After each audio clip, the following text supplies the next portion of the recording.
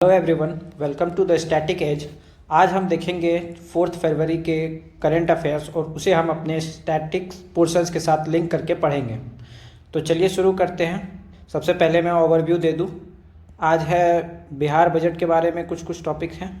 Bihar budget को देखेंगे, उसके बाद देखेंगे डेथ सेंटेंसेस के लिए कुछ फैक्ट्स आए हैं।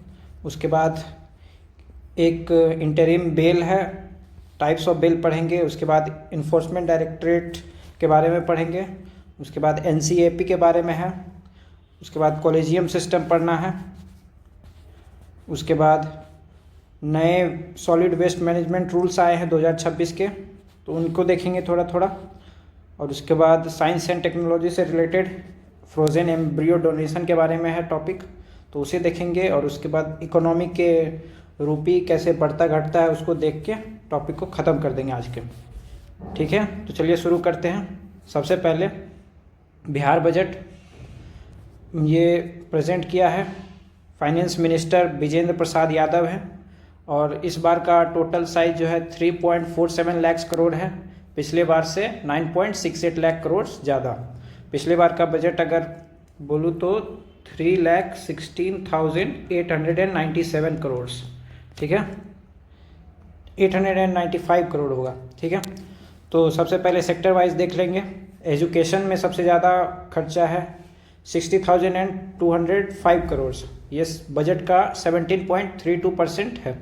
उसके बाद rural development 23,000 crore, health sector 21,270 crore और एनर्जी सेक्टर 18,737 करोड़। तो ये सब है। असेंडिंग ऑर्डर डिसेंडिंग ऑर्डर वगैरह में पूछ सकता है। तो सबसे ऊपर education, rural development, health care और एनर्जी। तो स्टेट बजट जो है आर्टिकल 202 में है। बजट का कोई मेंशन नहीं है, एनुअल फाइनेंशियल स्टेटमेंट कहते हैं।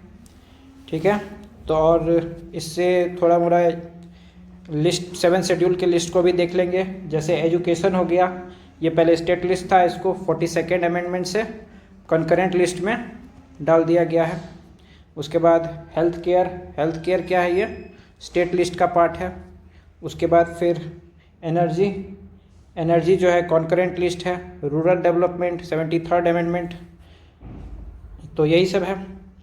उसके बाद जो है इसमें डेथ सेंटेंसेस के लिए बात की गई है कि 364 पर्सन्स को अपर जुडिशरी ने एक्विट कर दिया है डेथ सेंटेंस से।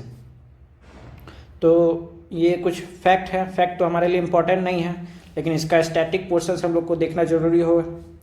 तो पहले तो एक जजमेंट है Vasant Sampat Dupare versus union of India case.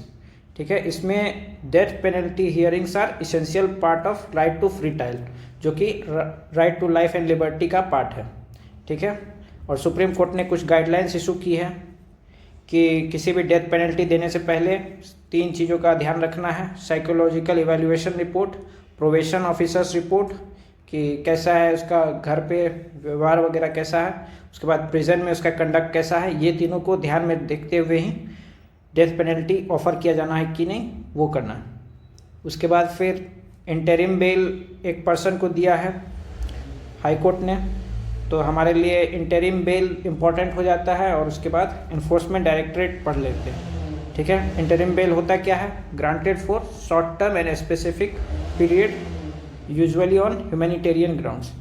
जब हमारे जो रेगुलर बेल होता है उससे पहले अगर किसी शॉर्ट टर्म पीरियड के लिए बेल चाहिए तो उसके लिए हम इंटरिम बेल लेते हैं। इसका क्या क्या कंडीशन के लिए मिलता है? जनरली मेडिकल इमरजेंसी, कोई रिलेटिव का डेथ हो गया, या फिर घर में मैरिज या फ्यूनरल है, तो इसके लिए शॉर्ट टर्म के लिए मिलता है ह्यूमैनिटेरियन ग्राउंड्स पे। तो टाइप्स ऑफ बेल भी देख लेंगे। रेगुलर बेल जो अरेस्ट के बाद हम लोग अप्लाई करते हैं। उसके बाद एंटीसिपेटरी बेल, अगर हमको लगता है कि मैं अरेस्ट होने वाला हूं तो मैं पहले ही एंटीसिपेटरी बेल फाइल करूंगा। ठीक है, उसके बाद इंटरिम बेल जो हमने पढ़ा, टेम्पररी रिलीफ फाइनल बेल से पहले के लिए। ठीक है, और डिफ़ॉल्ट बेल, अगर पुलिस चार्जशीट फाइल करने में नाकामयाब होती है 60 और 90 डेज़ के भीतर, तो लीगल राइट मिल जाता है हम लोग को बेल के लिए। ठीक है, तो 60 डेज़ किस लिए है? माइनर ऑफेंसेस के लिए, और 90 डेज़ है मेजर ऑफेंसेस के लिए। तो बेल में इतना ही है। और एक जजमेंट है state of Rajasthan versus Balchand का bail is the rule, jail is the exception. तो ये जजमेंट इंपॉर्टेंट हो जाता है। उसके बाद इन्फोर्समेंट डायरेक्टरेट हम लोग देख लेंगे इसका बेसिक, ये करती क्या है। ये स्पेशलाइज्ड फाइनेंशियल इन्वेस्टिगेशन एजेंसी है इकोनॉमिक लॉज और फाइनेंशियल क्राइम्स को इन्फोर्समेंट करने के लिए, ठीक है। ये किसके अंडर है, ministry of finance, department of revenue. इसको इस्टेब्लिश 1956 में किया गया था। और ये किस किस लॉज से पावर अपना लेती है, PMLA prevention of money laundering act, FEMA foreign exchange management act of 1999 और फ्यूगिटिव economic offenders act, Vijay Mallya वाले केसेस के लिए ये 2018 में आया था। तो ये है। उसके बाद जो है दिल्ली गवर्नमेंट के लिए बारे में है कि NCAP का फंड जो है इसका बस 14% ही यूज़ किया है। तो 99 करोड़ इशू हुए थे जिसमें जो है 14 करोड़ ही दिल्ली गवर्नमेंट ने इसका यूटिलाइजेशन किया है।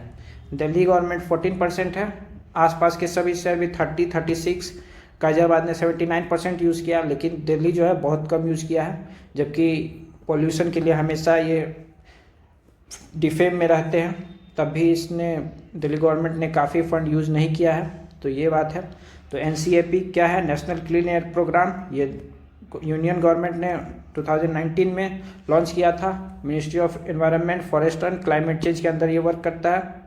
इसका टारगेट क्या है, PM 2.5 और PM 10 को 2025-2026 तक 40% रिड्यूस करने का, 20 से 40 के रेंज में रखना है। इसका कवरेज 130 शहर में होते हैं और इसका फंडिंग जो है मल्टीपल फंड से आती है। तो कौन कौन से फंड है ये तो नहीं पूछेगा, बस ये है कि एक फंड है या रेगुलर फंड है, इसके बारे में कर सकता है। तो एनवायरनमेंट से रिलेटेड 2 आर्टिकल्स इंपॉर्टेंट हो जाते हैं, एक DPSP का है और एक फंडामेंटल ड्यूटीज़ का है। तो DPSP में 48A जो है 42nd अमेंडमेंट 1976 में आया था। इसमें क्या कहता है, the state shall endeavour to protect and improve environment and safeguard forest and wild life in the country, ये है। और आर्टिकल 51A में क्या है कि it is the duty of citizens to protect the environment including forest, lakes, rivers and wild life. तो ये है, ये दोनों भी हमको पढ़ के जाना होगा, एनवायरनमेंट से रिलेटेड है। अब आगे देखते हैं। सुप्रीम कोर्ट क्लियर्स 5 एक्स जजेस in ad hoc role for Allahabad high court. तो सुप्रीम कोर्ट ने एडहॉक जजेस के अपॉइंटमेंट के लिए जो है मंजूरी दे दी है अपनी। एडहॉक जज क्या होते हैं, तो आर्टिकल 224A में मेंशन है कि अगर कोई भी चीफ जस्टिस अगर उसके हाई कोर्ट में अगर पेंडेंसी है केसेस का, वैकेंसी है और रेगुलर अपॉइंटमेंट अभी नहीं हो रहे, तो प्रेसिडेंट के प्रायर कंसेंट से किसी रिटायर्ड जज को बुला सकते हैं जज में अपना जजशिप देने के लिए, ठीक है। तो वही है आर्टिकल 224 यही कहता है कि chief justice of a high court with previous consent of president can request a retired जज of any high court, any high court important है, एंड एक्ट एज ए जज ऑफ दैट हाई कोर्ट, ठीक है। तो इसके power जो है सारे पावर होंगे। डेजिग्नेशन, ये बस परमानेंट जज का डेजिग्नेशन नहीं मिलेगा इनको, लेकिन एडहॉक जज ही, और पावर जो है सब सारा सिमिलर होंगे नॉर्मल जज से। अलाउंस जो है ये प्रेसिडेंट डिसाइड करते हैं, ठीक है। और ये रिटायर्ड जज के लिए है। अब एडिशनल जज के लिए भी है, उसी तरह आर्टिकल 224 में है। ये भी मैक्सिमम 2 ईयर्स के लिए सर्व कर सकते हैं और ये परमानेंट जज नहीं होंगे। और इनको जो है बाद में अगर इनका अगर अच्छा है, रिव्यू वगैरह में पता चलता है कि अच्छे हैं, तो इनको वापस से रीअपॉइंट भी कर सकते हैं और बाद में परमानेंट जज भी बना सकते हैं, ठीक है। तो जुडिशरी से रिलेटेड कुछ फैक्ट है कि 5 करोड़ से ज़्यादा केसेस पेंडिंग है हाई कोर्ट में, ज़्यादातर हाई कोर्ट और डिस्ट्रिक्ट कोर्ट में है। और कॉलेजियम सिस्टम एक बार देख लेते हैं। सुप्रीम कोर्ट जज के अपॉइंटमेंट में सुप्रीम कोर्ट तो chief justice plus 4 senior most जज का रोल होता है। हाई कोर्ट जज के अपॉइंटमेंट में chief justice plus 2 senior most जज, और हाई कोर्ट जज के ट्रांसफ़र में chief justice of India plus 2 senior most जज, और जिस हाई कोर्ट से निकल रहे हैं और जिस हाई कोर्ट में जा रहे हैं उन दोनों के चीफ जस्टिस का व्यूज़ भी देखा जाता है, ठीक है। तो कैसे ट्रांसफ़र होता है, कॉलेजियम जो है नाम सेलेक्ट करेगी, उसको लॉ मिनिस्ट्री में देगी, उसके बाद लॉ मिनिस्ट्री से अप्रूवल मिलने के बाद प्रेसिडेंट जो है उसको अपॉइंटमेंट कर देते हैं। प्रेसिडेंट कैसे करते हैं, हैंड एंड सील से। तो ये है। इवोल्यूशन देख लेते हैं कॉलेजियम का, फर्स्ट जजेस केस, सेकेंड जजेस केस, थर्ड जजेस केस में। फर्स्ट जजेस केस 1981, इसमें क्या बोला था कि अगर चीफ जस्टिस जो नाम सेलेक्ट करके दिए तो प्रेसिडेंट उसको अपॉइंट करने के लिए बाउंड नहीं है, ठीक है। सेकेंड जजमेंट केस जो 12 साल बाद हुआ तो उसमें प्रेसिडेंट साहब को बाउंड होना पड़ेगा चीफ जस्टिस के एडवाइस के लिए, ठीक है। थर्ड जजेस केस में ये फाइनल किया कि चीफ जस्टिस का जो मत होगा वो 4 मेंबर्स, सीनियर मेंबर्स को लेकर ही बनेगा। तो ये एवोल्यूशन है कोलेजियम सिस्टम का। उसके बाद देखेंगे new solid waste management rule 2026, ये पुराने वाले रूल को रिप्लेस करेगा जो 2016 में आया था। तो इसमें मेन प्रायोरिटी क्या है कि पहले जो सॉलिड वेस्ट मैनेजमेंट को हम लोग लैंडफिल और डंप कर देते थे, अब जो है उसके सोर्स पे ही मैनेजमेंट करना होगा और ये जो है 1 अप्रैल से इफ़ेक्टिव होगा। और कुछ फैक्ट है कि India generates 1.85 lakh of waste per day, only 32% gets processed, ठीक है। तो ये कह रहा है कि इंडिया जो है 1.85 lakh tons of waste per day generate कर सकता है। तो ये बहुत ज़रूरी है इसको याद करना, क्योंकि 1.85 मिलियन टन्स भी पुश दे सकता है, पर ईयर दे सकता है। तो 1.85 lakh tons of waste per day, तो इसको ऐसे याद रख सकते हैं कि करीब 2 लाख टन पर डे, ठीक है।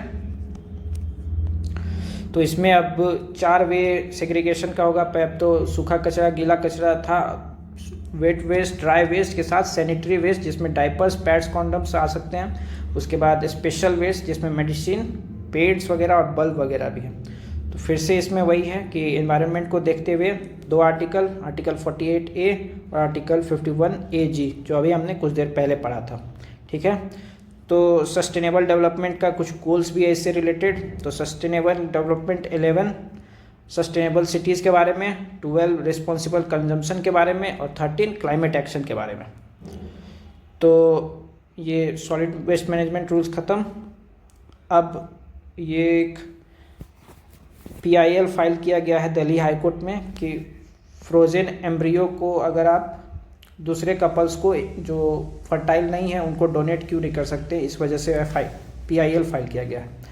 तो ये तो उतना इम्पोर्टेंट अभी है नहीं, तो इसके बारे में थोड़ा थोड़ा देख लेते हैं कि अभी का लॉ क्या कहता है कि एम्ब्रियोज जो है 10 साल के लिए हम लोग स्टोर कर सकते हैं। उसके बाद या तो उसे डिस्ट्रॉय करना होगा या फिर रिसर्च पर्पस के लिए इसको डोनेट करना होगा।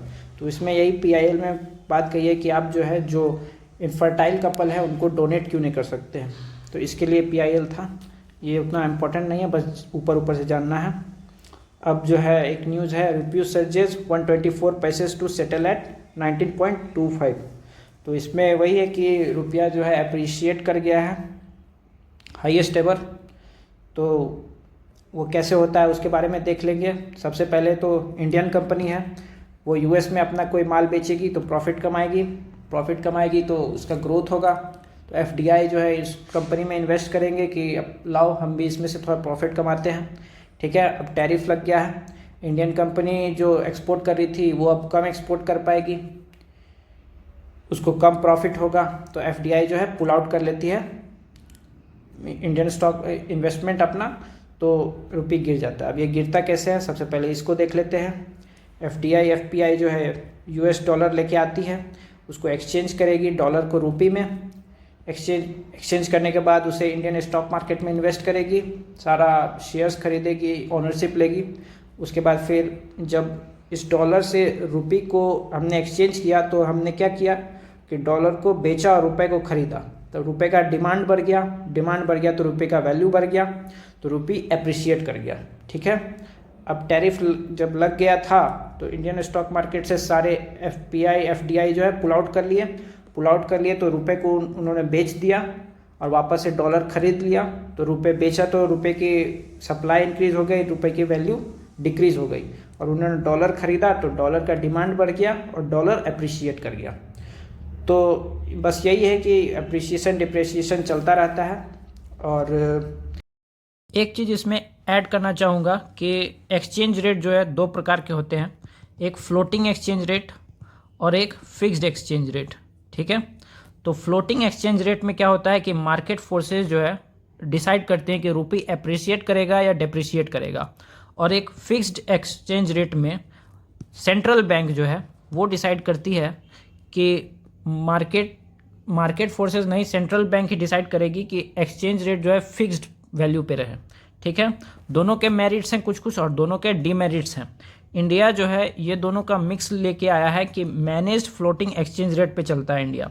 इसमें क्या कहता है कि करेंसी की वैल्यू जो है फ्री फ्लोट करनी चाहिए मार्केट फोर्सेस से, लेकिन जब भी कोई प्रॉब्लम आएगी तो आरबीआई जो है इसमें कूद जाएगा। ठीक है, आरबीआई कूद के इंटरवीन करेगा कि रुपये ज़्यादा ना गिरे और ना ही ज़्यादा अप्रिसिएट करे। तो हम लोग जो है कोई भी हमारा कोई फिक्स्ड टारगेट नहीं है कि रुपये को 90 रुपये से कम में रखना है या 100 रुपये से कम में रखना है। हम लोग फ्री फ्लोट करने देते हैं रुपये को, लेकिन अगर कोई हाई वोलाटाइल अगर टाइम आ गया कि जैसे एक दिन में ही 90 से 95 चला गया रुपये, तो उस टाइम में आरबीआई आ जाएगी और रुपए की वैल्यू जो 90 है उसको जो है वापस से उसको 90 के पास लाने की कोशिश करेगी। कि मतलब अगर 90 से सडन फॉल 95 तक ना जाए, 90 से धीरे धीरे 90.25 ऐसे करके जाए। तो और एक लास्ट टॉपिक ये रह गया कि महाराष्ट्र जो है कंट्रीज़ फर्स्ट मेनोपॉज क्लिनिक को लेके आया है। तो ये वन डे फैक्चुअल एग्जाम्स के लिए इम्पॉर्टेंट हो जाता है। तो आज के लिए इतना ही, अब मिलेंगे कल। अगर आपको वीडियो अच्छा लगा हो तो वीडियो को लाइक करें, अपने सजेशंस कमेंट बॉक्स में डालें और चैनल को ज़रूर से ज़रूर सब्सक्राइब कर लें। तो आज के लिए इतना ही, अब हम मिलेंगे कल। तो थैंक यू।